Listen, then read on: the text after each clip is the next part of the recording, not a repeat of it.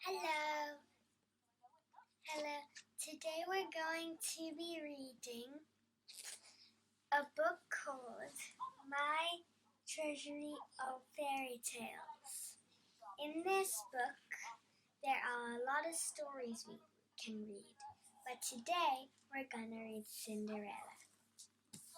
So grab your favorite teddy or doll, anything you like, and cuddle up with it.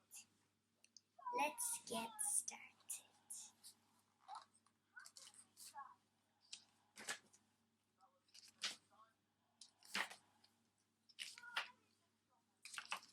Cinderella by the Grimm brothers.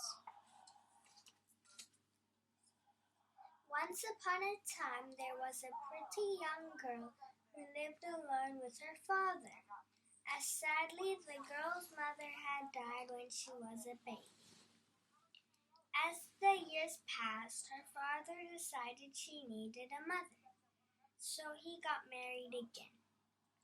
The girl was excited for her new stepmother had two daughters of her own, and she looked forward to having stepsisters.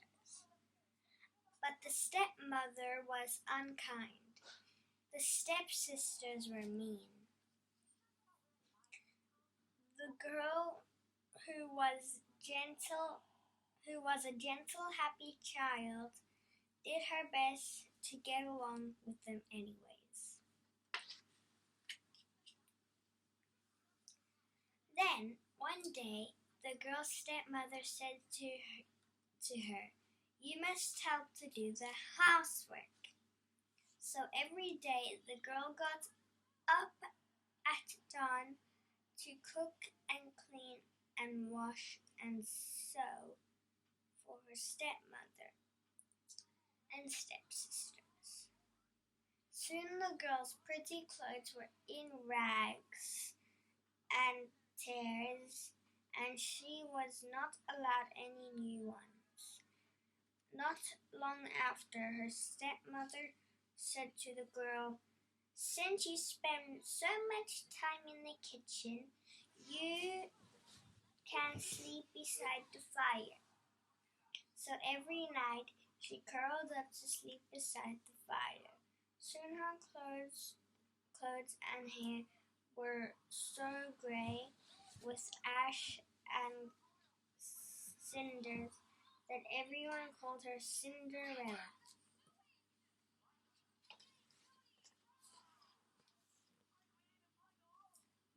One morning, a message came to the house with a special invitation. There was to be a ball at the royal palace. All the young women in the kingdom were invited, so that the young prince could choose a bride. Cinderella's stepsisters were so excited. "We must look our best," they cried. "Cinderella, comb my hair," shouted one stepsister. "Cinderella, lace my dress," ordered the other. "Cinderella, bring my jewels." "Cinderella, fetch my shoes." When they were dressed, the two stepsisters admired themselves in the mirror. Cinderella looked on the side and she wished she could go to the ball too. As an elegant carriage took her stepsisters to the ball, Cinderella sat beside the hearth and wept.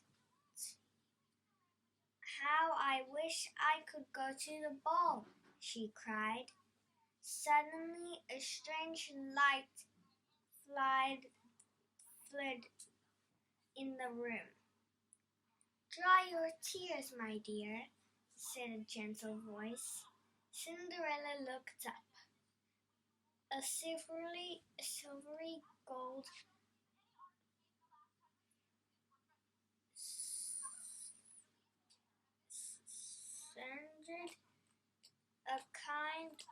looking woman with a glittering wand. "Who are you?" asked Cinderella, blinking in wonder. "I am your fairy godmother," she replied. "I have come to help you go to the ball." "But how?" asked Cinderella. "I'll show you," said her fairy godmother, leading her out to the garden.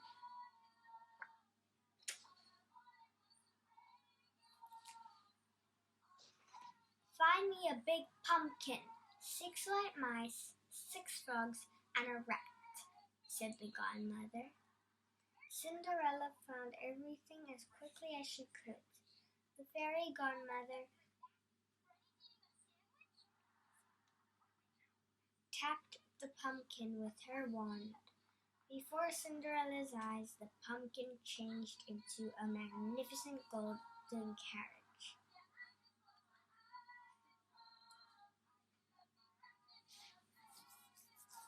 Next, the fairy godmother waved her wand over the 6 white mice, and shower of sparkles lit the air. And suddenly, instead of mice, 6 prancing horses stood before Cinderella. "Oh!" she breathed with delight. Then, with a gentle tap of her wand, the fairy godmother changed the 6 frogs into handsome footmen dressed in green velvet jackets.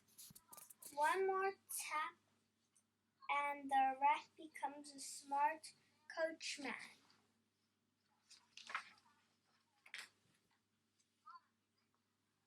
Cinderella was enchanted, but still something was not right. "But what about my ragged clothes?" she said. Her fairy godmother answered with a gentle tap of her wand. Instantly, Cinderella's dusty dress became a shimmering ball gown, twinkling with jewels. On her feet were 2 sparkling glass slippers. "Thank you," gasped Cinderella with delight. "Now," said her fairy godmother, "you are ready for the ball. But remember this, you must be home before midnight. At the stroke of midnight, the magic will end, and everything will change back to what it was." "I remember," promised Cinderella, as she stepped into the golden carriage. When Cinderella arrived at the ball, everyone turned to look at her. No one knew who Cinderella was. Even her own stepsisters didn't recognize the beautiful girl in the dazzling gown. But the prince thought that she was the loveliest, most enchantingest girl he had ever seen. He never left her side and danced only with her. Before the evening was over, he was in love with her. Cinderella was falling in love with the prince too. As she whirled around the room in his arms, Cinderella felt so happy that she forgot her fairy godmother's warning. All at once she heard the clock chime once, twice, 12 times. "Oh!" cried Cinderella, "I must go." And before the prince could stop her, she ran from the ballroom and out of the palace. "Wait!" cried the prince, dashing after her. But by the time he reached the palace steps, the mystery girl had disappeared. All he could see was a grand kitchen maid turning towels the palace gates. But then he saw something twinkling on the steps, a single glass slipper. The prince picked it up. "This'll help me find her," he said.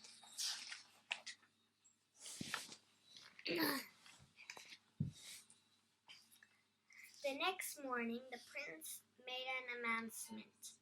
"I will marry the woman whose foot fits in the glass slipper," he declared. "I will search the kingdom until I find her." That every day he began going from house to house looking for his true love. Every young woman in the kingdom tried on the glass slipper, but it didn't fit anyone. At last the prince came to Cinderella's house. Her stepsisters were waiting to try on the slipper. The first stepsister pushed and squeezed, but she could barely get her fat toes into the tiny slipper. So the second sister's feet were even bigger, but she too tried to climb her foot into the dazzling little shoe. But it was no use.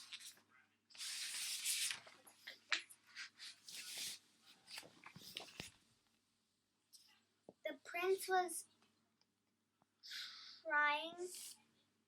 turning to leave when a soft voice asked, "May I try the slipper, please?" As Cinderella stepped forward to try on the slipper, her stepsisters began to laugh and make fun of her. "Get back to the kitchen where you belong," ordered her stepmother. But the prince stepped forward. "Everyone should have a chance," he said gently. "Even a kitchen maid. Please," he said to Cinderella, "try on the slipper." Cinderella sat down and took off her raw wooden clogs. The prince held out the sparkling slipper, and suddenly, "Oh!" gasped her stepsisters. "Oh my!" choked her stepmother.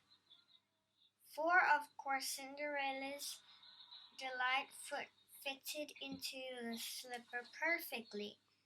As her stepsisters gazed in amazement, the prince joyfully took Cinderella in his arms. "You are my true love," the prince said to Cinderella. "Will you be my bride?" "Yes," said Cinderella, with shining eyes.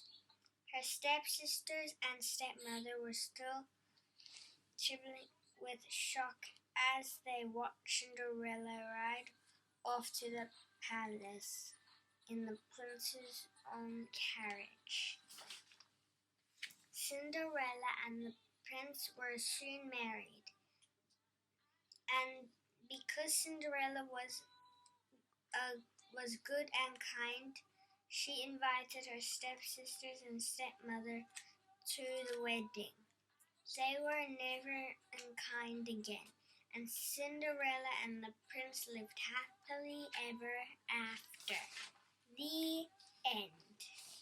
I hoped you had fun reading Cinderella with me. Bye. Good night.